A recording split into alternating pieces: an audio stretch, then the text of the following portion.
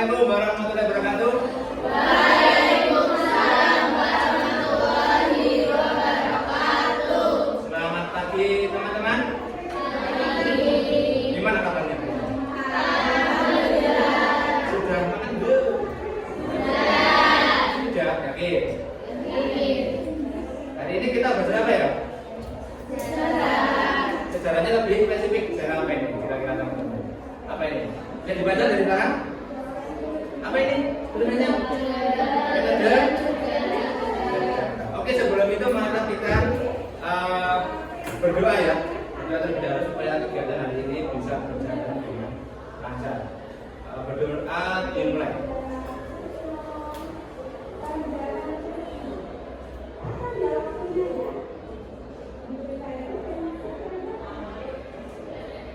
Berdoa selesai. Oke teman-teman, kita lanjutkan ya. Teman-teman ketahui tentang metode penelitian sejarah. Tahu nggak? Masih awam. Apa itu? Metode itu apa? Metode, what the meaning method? Apa itu? Metode apa? Hah? Nah, cara. Jadi cara penelitian sejarah. Nah itu ya. Ini ada gambarnya siapa ini? Ini apa ini? Teman-teman ini apa ini? Batu ya, ada apanya? Aksaranya disebut apa ini? Prasasti. Nah, prasasti ya. Jadi prasasti merupakan salah satu nanti sumber sejarah. Nanti saya tampilkan ya. Oke teman-teman, kita lanjutkan.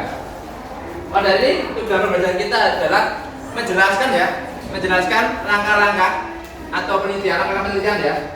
Ya, untuk nanti terkait dengan metode sejarah untuk kemudian nanti diaplikasikan dalam kehidupan sehari-hari. Nanti teman-teman misalnya walaupun teman-teman tidak berkecimpung dalam dunia penelitian sejarah, tetapi penelitian itu sangat gampangannya itu sangat up to date. Jadi setiap tahun itu mengalami perkembangan. Ada di sini yang sudah pernah melakukan penelitian walaupun sederhana. Ada ilmiah nama aja. Tidak tahu sama sekali. Oke, kita lanjutkan saja. Nah teman-teman, jadi ini topik yang akan kita bahas. Apa ini? Ini? Belum guys.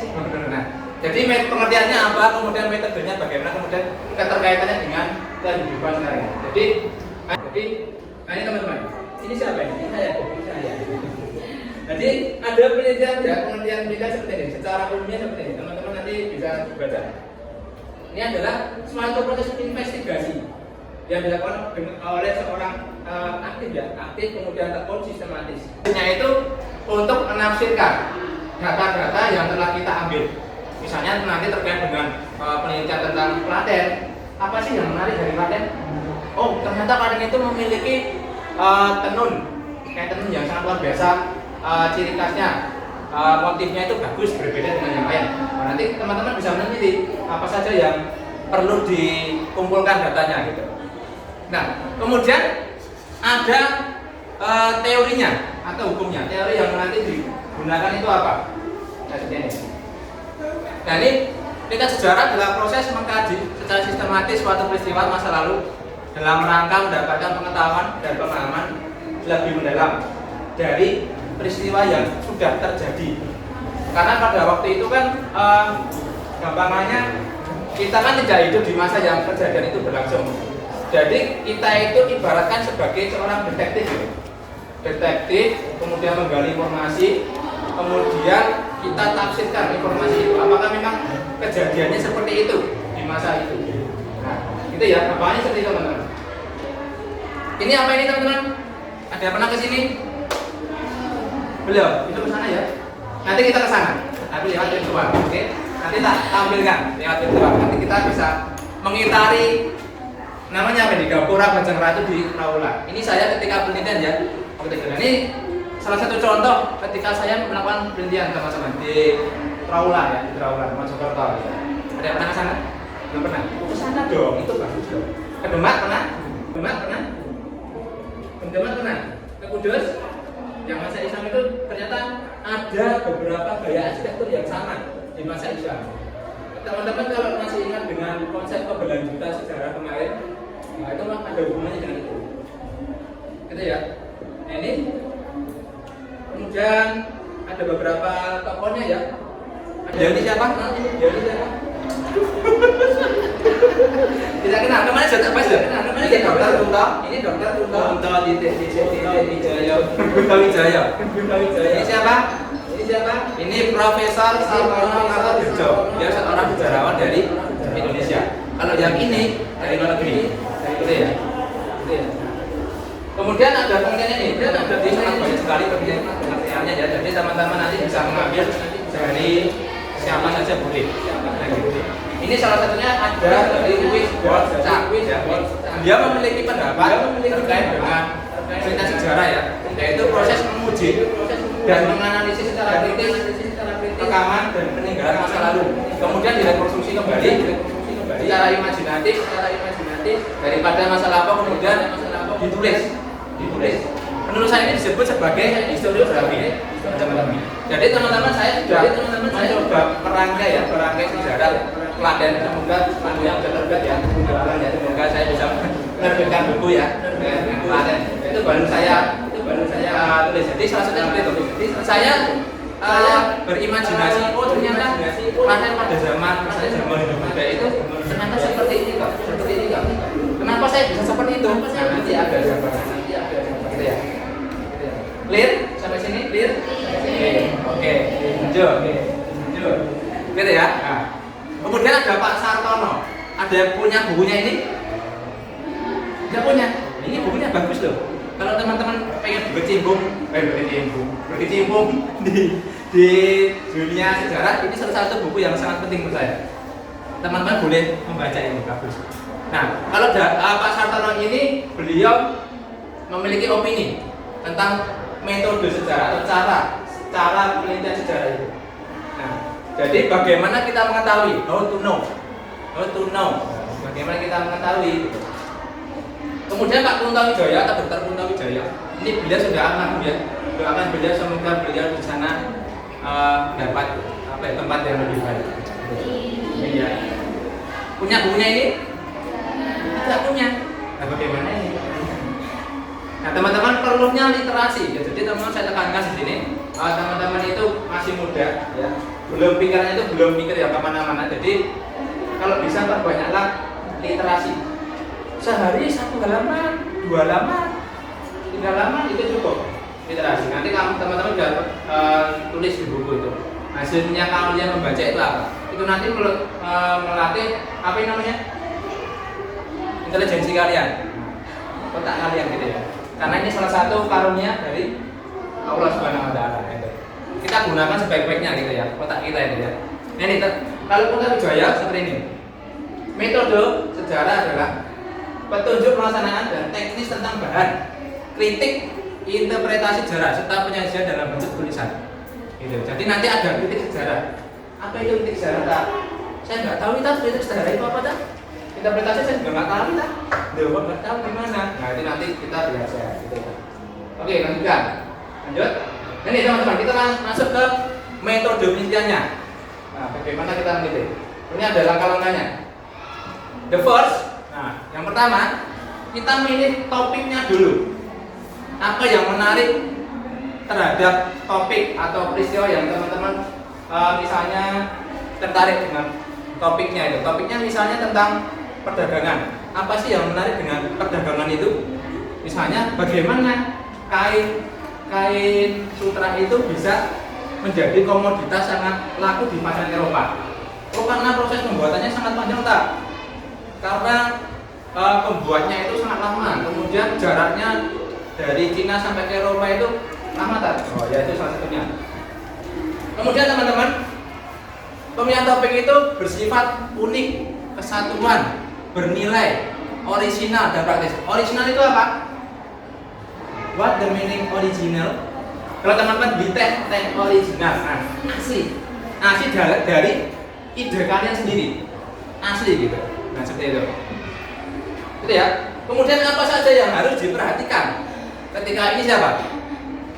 Who is he? Ini beliau Sultan Agung. Sana? Sultan Hasanuddin. Betul sekali.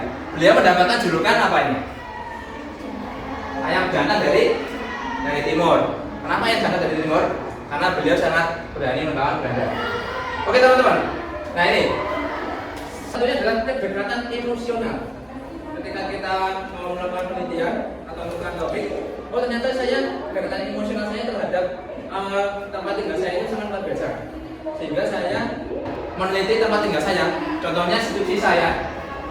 Studi saya itu mengkaji tentang pabrik gula Gudang. Gudang itu ternyata dahulu 1930 itu teman-teman, saya ceritakan ya. 1930 ketika masa kolonial itu negara kita itu menjadi salah satu pengekspor gula terbesar nomor 3 pada tahun itu. Tapi sekarang pengimpor nomor 2 terbesar di dunia setelah China. Kenapa bisa seperti itu? Nah, itu saya kaji. Oh, ternyata banyak sekali degradasi lahan, banyak sekali korupsi, manajemen yang buruk dan lain sebagainya. Nah, itu salah satunya kedekatan emosional. Seberapa emosi, bukan salah satu emosi ya. Seberapa dekat, seberapa emosional teman-teman untuk memilih suatu suatu tema gitu. Kemudian yang selanjutnya adalah intelektual. Apa itu intelektual kan? Ini. Jadi tingkat kepintaran teman-teman. Teman-teman menguasai bidang apa gitu.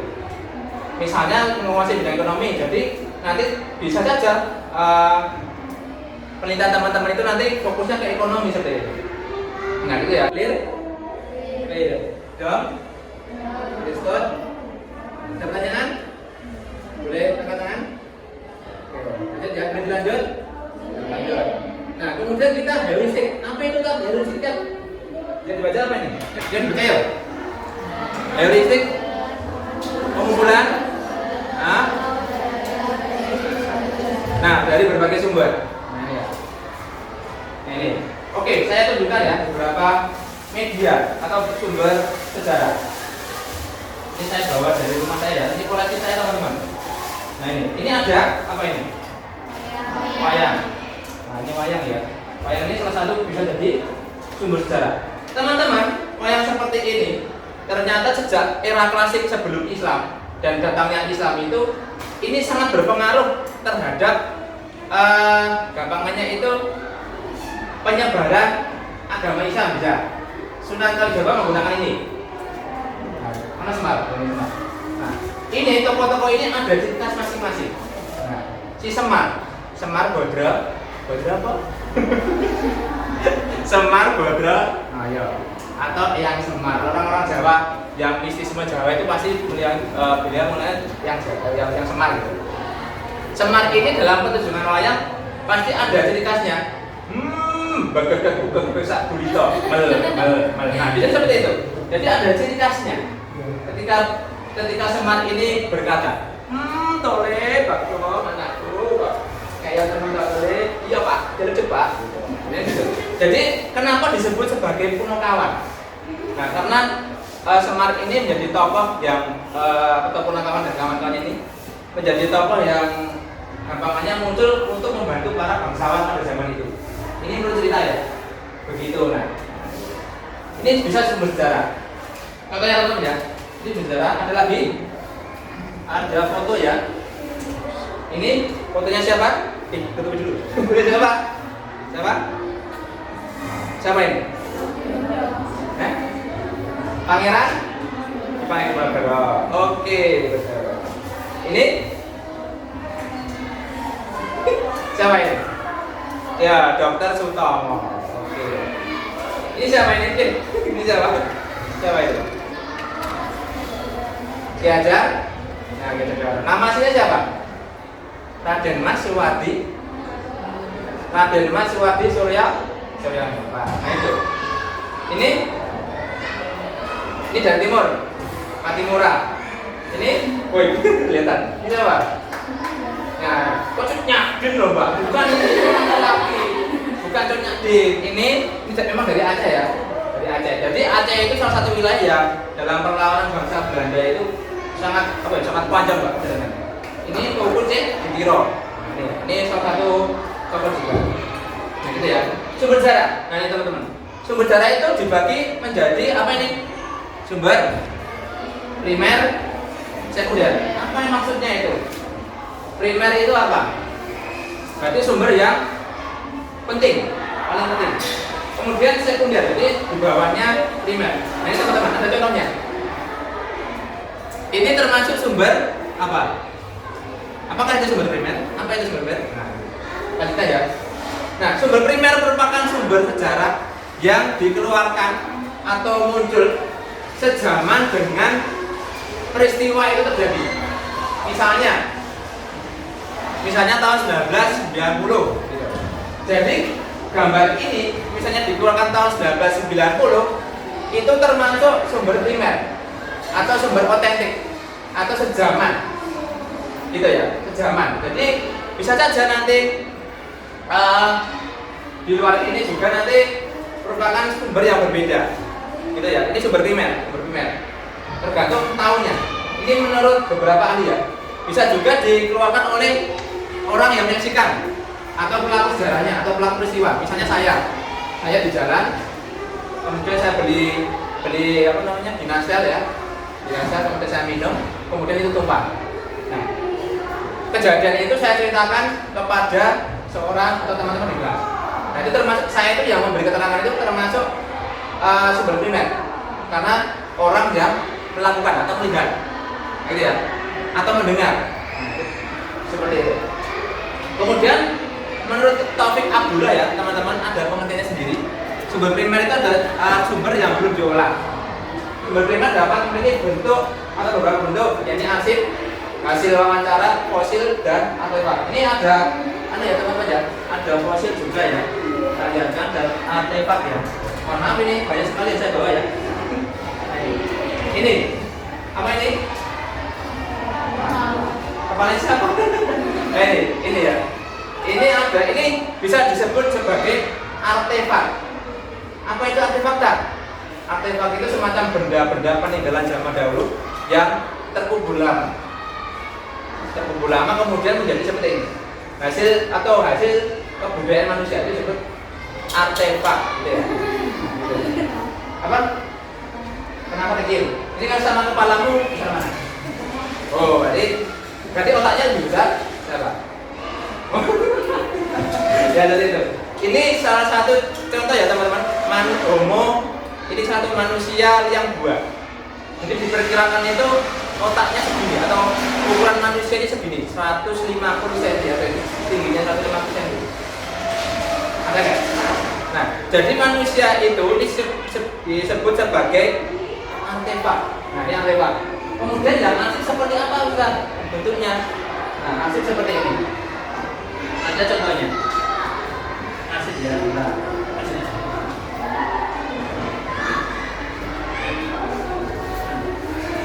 Nah, ini arsip ya. Ini arsip saya, milik saya. Pas waktu itu saya mengkaji industri gula di Klaten ya. Teman-teman, ini asli. Kok bisa sih Pak?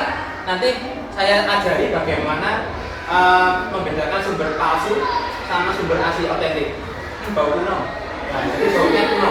Ya, bukan seperti itu. Ada contohnya. Nanti ini bahasa Belanda teman-teman. Bahasa Belanda, Kolonel Z-Strip. Arsip kolonial. Ya, saya dapat ini lumayan sulit ketika saya berburu di Mata. Itu bahasa Belanda ya. Gak apa-apa ya, karena memang tujuannya kan baik ya. Gitu. Ini contohnya teman-teman. Teman-teman mau lihat boleh? Kalau mau lihat boleh masuk sini. Boleh lihat sini boleh. Bukanya hati-hati ya, karena itu salah satu. Nah, boleh ke sini teman-teman. Kalau mau lihat boleh. Boleh. Nah, boleh. Itu grafik ya. Boleh lihat. Nah, boleh dipegang tapi hati-hati ya. Itu sangat berbahaya karena itu ya. Oh, jangan. Itu nanti bisa dibuat tesis saya itu bisa itu.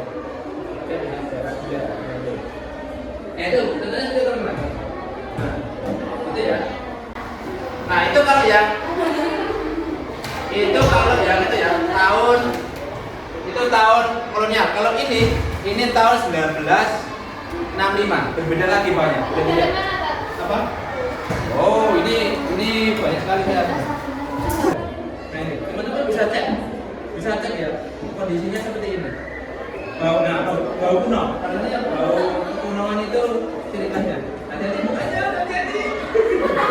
Hati-hati mukanya, hati-hati. Itu. Nah, ya. Jadi ada bau, kemasan itu nggak bisa tahu. Ini kan tempatnya beda. Kunoan apa? Jangan disobek. Nah itu, jadi seperti itu ya teman-teman. Nanti kalau nanti ada nemu titik sumber nanti saya jelaskan. Teman-teman biar dulu. Oke, itu ya. Nah gitu. Nah kemudian itu kalau berdasarkan sumbernya apa teman-teman? Kalau berdasarkan sumbernya termasuk sumber apa itu? Tertulis ya, tertulis. Nah ini tertulis. Nah ini tertulis. Dan boleh benda. Nah gitu ya. Nah itu teman-teman. Ini salah satu sumber apa tadi? Sumber primer. Lagi. Nah, teman-teman ada 3 sumber berdasarkan wujudnya atau bentuknya. Yaitu tertulis tadi seperti yang saya tekankan tadi ya. Kemudian ada sumber lisan. Sumber lisan itu dari hasil saya ngomong ini atau wawancara itu termasuk sumber lisan. Nah, kemudian sumber benda lisan. Nah, ini nanti biar radio dan lain sebagainya. Oke, kita lanjutkan. Itu tulis. Nah, ada buku, ya buku tadi teman buku, arsip dan lain sebagainya. Peta pun juga bisa. Nah, ini teman boleh lihat peta. Ini peta ya. Ini bisa juga nanti menjadi sumber tertulis karena ada keterangannya di sini. Ini peta apa ini? Ya peta dunia ya. Nah, ini peta contohnya. Nah, peta, ya. Kemudian yang lisan, nah teman-teman, kalau yang lisan biasanya seperti ini teman-teman. Biasanya menggunakan ini, kayak nanti direkam, kemudian dimasukkan dalam disket. Ya aku namanya. Kaset ya, kaset CD ya, atau kaset CD. Nah pokoknya ini ada, ini arsip saya ketika di penelitian di Mojokerto. Jadi saya simpan di sini, hasil wawancara dan sebagainya di sini. Nah ini termasuk sumber tadi yang maksudnya lisan tadi, benda lisan, karena suaranya itu direkam kemudian dimasukkan dalam sini. Gitu ya. Sudah mulai bosan? Oke, kalau bosan kita atur dulu ya. Oke, kita atur dulu. Kita atur kontrolnya ya teman-teman ya. Semoga atunya bisa ya. Oke, nikmati dulu musiknya. Oh, apaan itu? Nah, nikmati dulu musiknya teman-teman ya. Mau pilih yang mana? Yang di perahu? Yang paling bawah? Langsung. Yang paling bawah mana? Yang paling bagus. Masya Allah, yang paling bagus. Nah, oke, yang paling bagus ya. Kenapa sih ini Pak? Coba tadi. Iya. Oke, teman-teman. Semoga web ini bisa ya. Ini nggak agak lama ya. Oh, ternyata web ini nggak bisa. Sayang sekali. Harusnya bisa ini nanti kita kultur itu bisa keliling-keliling di sini tuh.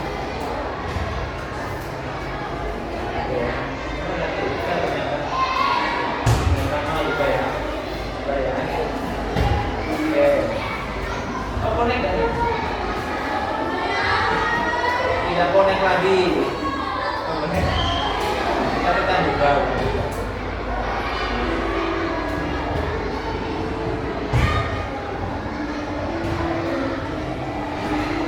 Nah, teman-teman ini yang disebut sebagai virtual ya, virtual tour, tour virtual. Kita ya keluar tim ya.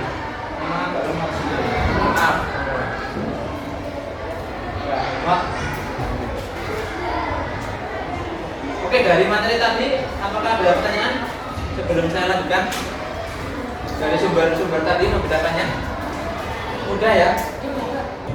Kalau ada pertanyaan boleh diajukan tangan, boleh. Ini ada sumber-sumbernya. Ini notasi dan sebagainya. Ini ada notasi kemudian tulis dan sebagainya ya. Gitu. Nah, ini boleh banyak. Kemudian ada notasi, kemudian ada naskah, nah ini naskah tadi ya, kemudian ada buku-buku. Nah buku-buku seperti yang saya bawa ini teman-teman, buku-buku ya. Ini ada buku-buku yang sangat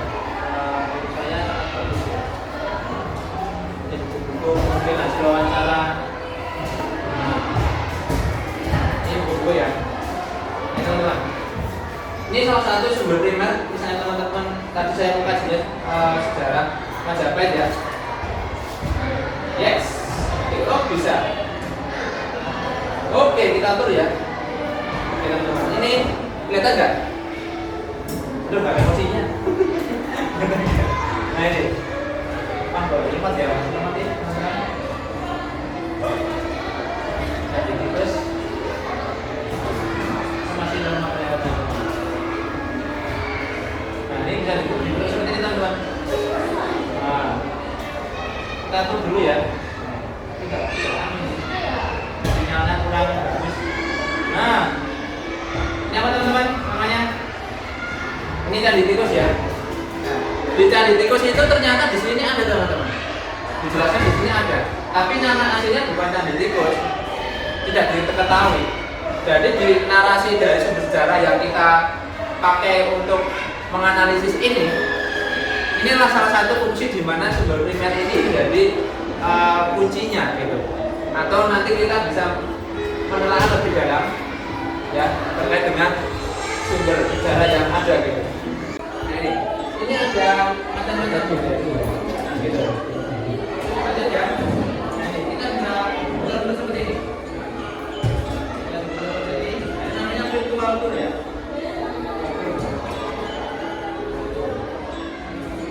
Kemudian tadi beberapa tuh bukan dapat ya.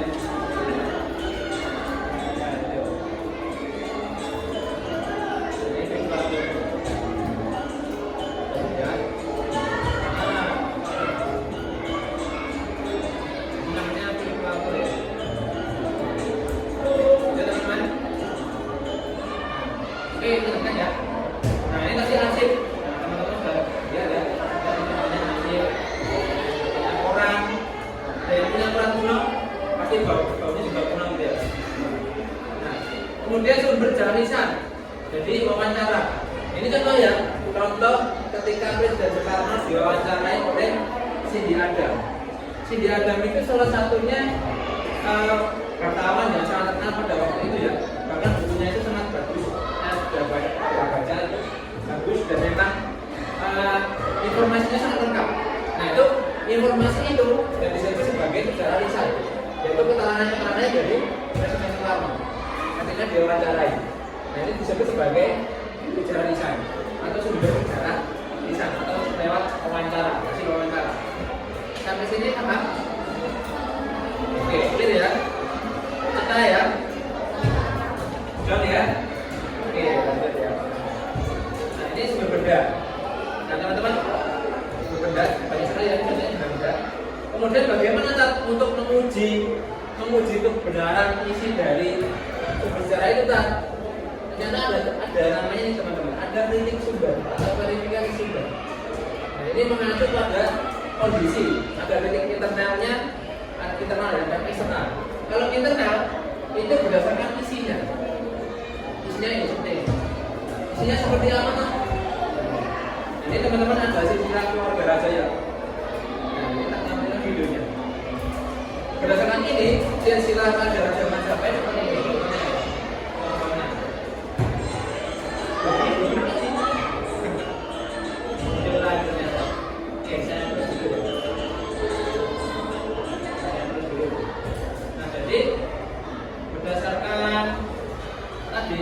Berdasarkan ini ya, berdasarkan KKU Negara Kertaagama, silsilah keluarga Raja Majapahit seperti ini teman-teman.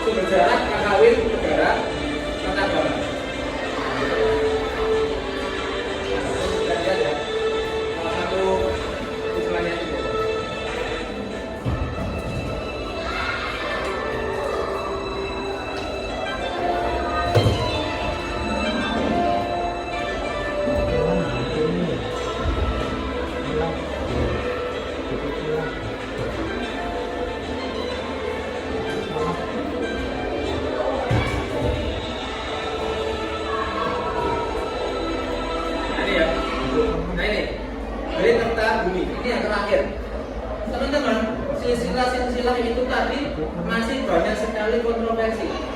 Kenapa bisa seperti itu? Bagaimana caranya? Dan kita punya sumber. Kita punya sumber. Apakah istilah ini memang benar? Apakah memang benar seperti itu? Kita punya sumber. Kita uji kebenarannya. Misalnya terkait dengan kritik internal. Ya, kritik internal. Kritik internal itu berarti kita meneliti atau melihat isinya. Isinya itu bagaimana? Oh, isinya nah itu contohnya ya. Ini para hukum ini tadi saya bacakan ya. Saya bacakan hukum. Kemudian hukum garis 1 ini saya bacakan ya. Muat subuh haji sanareng kerja Dehajin Jiwana Prakasita Haji Raja Dewi Maharaja Janita Siratan Siniwi Rindara Mokamen Mokamin Sadgana sama-sama ngelawan Haji Jiwana Lowir Sudewaya Kali. Artinya apa? Dan lagi adik ibu generasi Raja di Jiwana ialah Ratu Raja Dewi Maharaja yang termasuk Nantukawan. Dialah bertata bijaka, cantik tiada tara, dan setia pada sang yang gandhi, sama dengan Ratu Jiwana bagikan bidadari kembar. Jadi memang benar terkait dengan keterangan ini tadi bahwa ratunya benar ini. Nah ini berarti raja penguasa ketiga. Jadi seperti itu teman-teman, kita harus mengecek isinya. Kemudian apanya Ustaz selain itu? Benar tadi, misalnya kita menggunakan ini tadi. Ini tadi ya. Apakah memang benar pada waktu tahun itu tulisannya seperti ini? Boleh sih. Ya boleh dulu ya.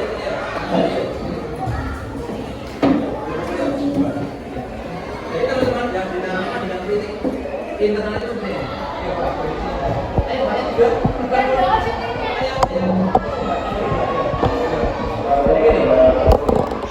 Misalnya kita mengambil tentang gula ya, tentang gula ini ya, ini tenang.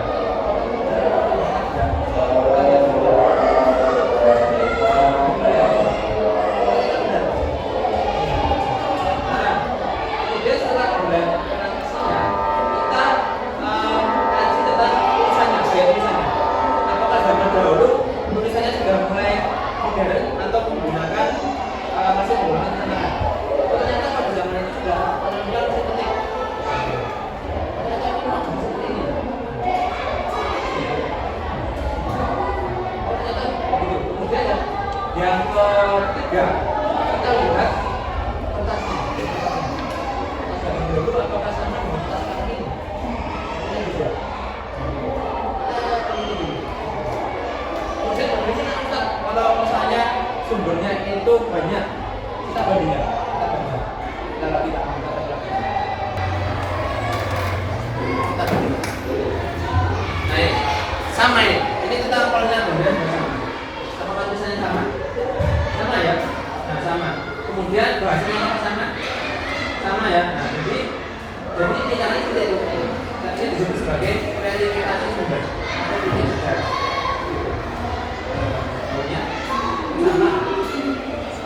Sama. Nah itu satunya itu. Kemudian kalau kritik eksternal apa Ustaz? Nah ya, ajarkan dulu. Kritik eksternal. Nah kalau kritik eksternal itu bagaimana Ustaz? Kalau kritik eksternal, teman-teman bisa melihat dari bahan yang digunakan. Bisa juga terkait dengan covernya, cover bukunya. Apakah zaman dahulu covernya sudah bagus? Tulisannya juga. Ini enggak, tinggal lagi, bentar. Ini ada lagi ya. Ini teman-teman, ini yang lebih modern dengan yang lebih beda. Ini sama kembali tetap gula. Tetapi apakah memang tahun itu gambarnya sudah bagus seperti ini? Belum. Tapi kan beda kan? Bisa tegang. Ini ada lebih cinta. Kalau yang gambar itu masih kasar. Nah itu salah satu cara membedakan sumber jarak. Gitu. Sampai sini makan. Oke teman-teman, kita akhiri dulu ya. Sampai sini dulu.